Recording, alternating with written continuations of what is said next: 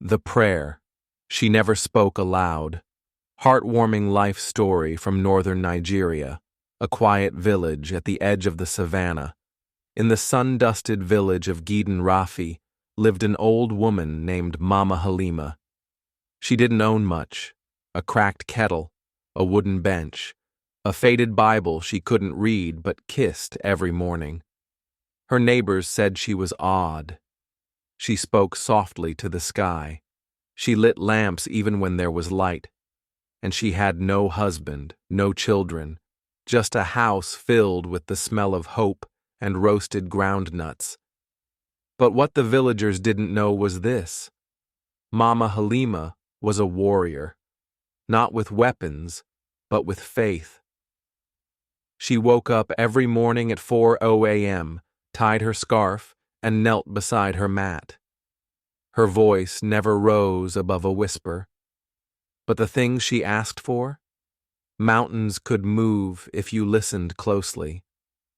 She prayed for her neighbors, for the school with broken walls, for the girl who cried after sunset, for the young boy accused of stealing bread, and sometimes for herself, but only quietly. You see, Mama Halima had carried a private ache for over 40 years, the child she lost in childbirth, the child she never got to name, the child she never stopped dreaming of, but she never told anyone.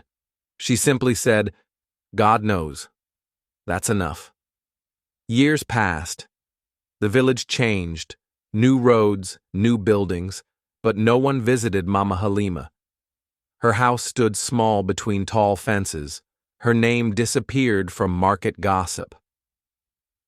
Until one hot afternoon, a stranger came, a young woman, clean jeans, bright eyes, and something in her voice that felt familiar. "Are you Mama Halima?" she asked gently. "Yes." The woman smiled and held out a bag.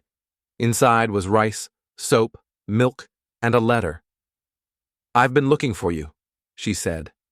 "I grew up in an orphanage in Jos. Every month someone paid for my fees, sent me letters, wrote prayers for me. The staff only ever called her Halima." Mama blinked. She'd done that secretly for over 20 years.